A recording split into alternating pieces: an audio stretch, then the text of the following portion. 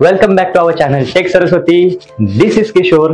आज सर्वांना मी नमस्कार बोलतो. पावसाळा नाही चालू झालेला, आता चालू आहे अवकाळी पाऊस. म्हणजे जो मे मध्ये जास्त येत नाही, कधी कधी येतो, थोडा थोडा येतो. त्याच्या शुभेच्छा सर्वांना. जून नंतर आपला पावसाळा प्रॉपर चालू होतो, पण आता लवकरच झाला असं वाटायला लागले मला. तर तो आता विषय सोडून द्या, मेन टॉपिक वरती या. आपला आजचा व्हिडिओचा मुद्दा आहे PMRD अंतर्गत येणाऱ्या इल्लीगल होल्डिंग्स. त्या कशा? तर याच्या आधी मी तुम्हाला थोडीशी सूचना देतो. एक माझा आधीचा व्हिडिओ होता, PMRD म्हणजे काय, PMRD कोणत्या कोणत्या क्षेत्रामध्ये काम करतं, PMRD कसं काम करतं. तर तुम्ही तो व्हिडिओ आधी पहा. डिस्क्रिप्शन मध्ये मी लिंक टाकलेली आहे, त्या लिंक वरती जाऊन तुम्ही तो व्हिडिओ पाहू शकता. एकदम डिटेल इन्फॉर्मेशन आहे. तो देखील व्हिडिओ पहा आणि हा व्हिडिओ तर पहा, तुम्हाला सांगतोय मी, आणि माहिती मिळणार आहे. सर्वांना माहिती गरजेची आहे. तर तुम्ही एक बघू शकता, होल्डिंग्स ज्या समस्या आहेत, म्हणजे ज्या PMRD अंतर्गत ज्या होल्डिंग्स आहेत, त्याच्यामध्ये लीगल होल्डिंग्स तर आहेतच. त्या होल्डिंग्स एकदम प्रॉपर जागे आहेत. त्या होल्डिंग्सचे प्लॅन्स असतात. होल्डिंग्सची जी परमिशन असते ना मित्रांनो, ते होल्डिंग्सची परमिशन घेण्याच्या आधी भरपूर काही ऍक्टिव्हिटीज असतात. त्या ऍक्टिव्हिटीज फॉलो कराव्या लागतात, सर्टिफिकेट्स इश्यू करावे लागतात. तर काही लोक आहेत जे लिगली बिझनेस करतायत, तर ते एकदम प्रॉपर करतायत, त्यांच्याबद्दल मला काहीही एक शब्द नाहीये. परंतु जी लोक एक खड्डा करतात, त्या खड्ड्यामध्ये डायरेक्ट लोखंडाच्या भांगारातले तुकडे कुठले तरी आणतात आणि त्या भांगारावरती होल्डिंग. अरे ती होल्डिंग किती दिवस टिकणार आहे? आता समजा एखादी होल्डिंग तुम्ही तुकड्या तुकड्यांमध्ये बनवताय. तुकडे इन द सेन्स, तुम्ही समजा एखाद्या भांगाराच्या दुकानातून ते काय असतील ते लोखंडाच्या पार्ट्स जे आणताय, ते लावताय, त्याला वेल्डिंग करताय, त्याला पेंट करताय, तरी तो पेंट पण त्याच्यावरती बसत नाहीये. अरे काय प्रकारची तुझी होल्डिंग बनणार आहे? मी कोणाच्याही विरोधात हे बोलत नाहीये.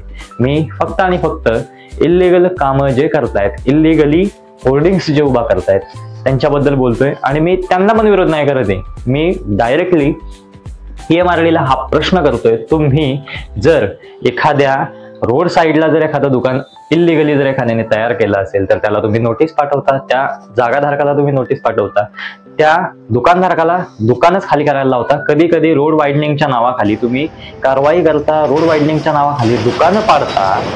तर या होल्डिंग्सच्या विरोधात तुम्ही का येत नाही? समजा तुम्ही रोड वायडनिंग करायचं कारण देताय, रस्ता तर तुम्ही टाइम टू टाइम फॉलो करून रस्ता कम्प्लीटच करत नाही, परंतु दुकानं पाडून तर निघून जाता. असं का? कायदेशीर कारवाई तर तुम्ही फॉलो करता, पोलीस प्रोटेक्शन मध्ये येता, परंतु त्याच वेळी तुम्ही कामं करा ना. म्हणजे फॉर एक्झाम्पल, तुम्ही आता होल्डिंग्स बघतायत, जर तुम्हाला एखादा रस्ता करण्यासाठी अडथळा जर ती होल्डिंग येत असेल, तर ती होल्डिंग पाडा ना डायरेक्ट. कशाला तुम्ही एवढं टेन्शन घेताय?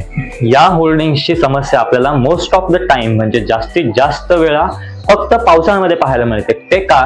कारण पावसाळ्यामध्ये जोरात वारा येतो, पाऊस येतो, त्याने काय होतं, होल्डिंग्स डायरेक्टली पडतात. लिटरली मी पाहिलेले आहेत. आमच्याच भागात नाही, पुण्यामध्ये पहा. पुण्याच्या भागात कोंढवा, कात्रज, नरे, आंबेगाव, धायरी झालं, तळेगाव किंवा आपलं हिंजवडी झालं, मुळशी भागामध्ये झालं, प्रत्येक ठिकाणी होल्डिंग्स पडलेल्या आहेत. आणि या होल्डिंग्स फक्त पावसाळ्यामध्ये पडतात. अरे लक्ष द्या. कारण विषय काय असतो, समजा एखाद्या माणसाचा जीव त्याच्यामध्ये जर गेलेला असेल ना, तर त्या माणसाला अनुदान देण्याच्या ऐवजी या होल्डिंग्स वरती कारवाई करा ना. होल्डिंग्स तर मी अशा देखील पाहिलेल्या आहेत की त्या होल्डिंग्स MSCBच्या लाईन, ज्या आपल्या विद्युत प्रभाग, म्हणजे विद्युत ज्या लाईनी असतात, आता मी काय म्हणजे त्यातला तज्ञ नाहीये, पण त्या लाईटच्या वायरी ज्या असतात, ज्या महाराष्ट्र वितरणाच्या असतात, तर त्या लाईटच्या वायरीच्या शेजारी देखील काही होल्डिंग्स आहेत. म्हणजे आमच्याच भागात नाही, प्रत्येक भागामध्ये, पुण्यामध्ये भरपूर ठिकाणी मी असं पाहिलेलं आहे, जिथं जिथं रोड साईडला MSCBची लाईन गेलेली आहे, त्याच्या साईडलाच एवढंच अंतर सोडून डायरेक्टली त्या होल्डिंग उभा केलेल्या आहेत. समजा एखादा माणूस असा थांबला त्या होल्डिंग पकडून पावसाळ्यामध्ये, तर काय होणार आहे त्या माणसासोबत? इलेक्ट्रिक करंट पास नाही होणार त्याच्यातून. मी तज्ञ नाहीये, परंतु एक शंका आहे. ती शंका मी या व्हिडिओमध्ये सांगतोय की मागच्या काही दिवसांपूर्वी माझ्या एका भागामध्ये, म्हणजे आमच्या एका भागामध्ये अशीच एक होल्डिंग, म्हणजे होल्डिंगला एक फ्लेक्स होता, तो फ्लेक्स हवेने त्या MSCBच्या लाईन वरती पडला. आणि तो फ्लेक्स इतका मोठा होता की ती अख्खी लाईन जी होती, जी इलेक्ट्रिकची, ती खाली आली. आणि त्याच्यानंतर त्या फ्लेक्सला भर पावसामध्ये आग लागली. तुम्ही विचार करू शकता भर पावसामध्ये आग कशी लागली असेल? व्हिडिओ दाखवतो, एकदा पहा. भरपूर मोठी आग लागली असती जर पाऊस नसला असता, तर खालची सगळी दुकानं जळाली असती. कोणाच्याही विरोधात मी बोलत नाहीये, परंतु एक काळजी म्हणून मी दाखवतोय, सर्वांनी पहा. तर मित्रांनो, पाऊस नसता तर भरपूर विदारक चित्र तिथं आपल्याला पाहायला भेटलं असतं, भरपूर भयानक चित्र आपण तिथं पाहिलं असतं. तर अजून एक विनंती आहे सर्वांना, आपापल्या भागामध्ये, ज्या कोणत्या भागामध्ये तुम्ही राहता त्या भागामध्ये तुमच्या ग्रामपंचायतीला तुम्ही सांगा की यांच्यावरती कारवाई करा, जर कोणी ऐकत नसेल तर. जर तुम्ही एखाद्या महानगरपालिकेमध्ये राहताय, महानगरपालिकेमध्ये तर काय, महानगरपालिकेकडून त्याची परमिशन घ्यावी लागते होर्डिंगची. PMRDAच्या क्षेत्रामध्ये म्हणजे कमीत कमी ग्रामपंचायत त्याच्यामध्ये इंटरफिअर करून तुम्हाला त्या होर्डिंग धारकाला होर्डिंग काढण्यासाठी भाग पाडू शकतं. त्यामुळे सजग राहा, काळजी घ्या.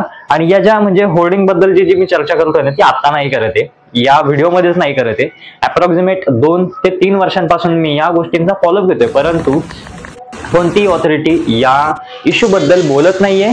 जेव्हा कोणता इन्सिडेंट घडतो तेव्हाच फक्त ही ऑथॉरिटी येते आणि अनुदान देते लोकांना. म्हणजे हे तरी मला योग्य नाही वाटत, कारण जर एखादी गोष्ट घडण्याआधी जर आपण त्या गोष्टीबद्दल प्रिकॉशन घेत असू तर ती गोष्ट योग्य आहे असं मला तरी वाटतं. त्याच्यामुळे प्रिकॉशन्स घ्या आणि या होर्डिंग्सवरती कारवाई करा. कारण काय, होर्डिंग्स लिगल असतील तेवढ्या सेफ आहेत, कामाच्या आहेत, तुम्हाला त्यातून टॅक्स येऊ शकतो, तुम्हाला त्यातून बेनिफिट येऊ शकतो, ऍडव्हर्टाइजमेंट चांगली होतीये. परंतु इल्लीगल होल्डिंग्स काहीही कामाच्या नाहीयेत, त्या फक्त माणसांचा जीव घेऊ शकतात. त्याच्यामुळे इल्लीगल होल्डिंग्सवरती कारवाई करा. या ज्या सर्व इल्लीगल होल्डिंग्स आहेत, ज्या तुमच्या परमिशनच्या शिवाय उभ्या केलेल्या आहेत, त्या हटवून दाखवाव्या. अरे काकांना भंगारात विकून घ्या ना, त्यांचं जे काही खर्च होते तर भंगार विकलं ना ते, तर त्या होल्डिंगची प्राइसिंग त्याच्यापेक्षा डबल होईल. घ्या पैसे आणि टाका काहीतरी वेलफेअरच्या कामामध्ये, संपला. चॅलेंज आहे PMRDAला, फक्त या इल्लीगल होर्डिंग्स ज्या आहेत त्या हटवून दाखवाव्या. म्हणजे मी तरी कोणी काय मोठा नाहीये, पण मी एक भारतीय नागरिक म्हणून मी फक्त एक द्वेष व्यक्त केला या व्हिडिओमध्ये आणि एक फक्त रिक्वेस्ट केली की PMRDAने या सर्व होर्डिंग्स हटवून दाखवाव्या आणि माणसांचे जीव वाचवावे. बाकी माझं काहीही म्हणणं नाहीये. व्हिडिओ पाहत राहा, आवडला कंटेंट तर नक्की लाईक करा, सबस्क्राईब करा, पहिल्यांदा सांगते, आणि शेअर करा. धन्यवाद.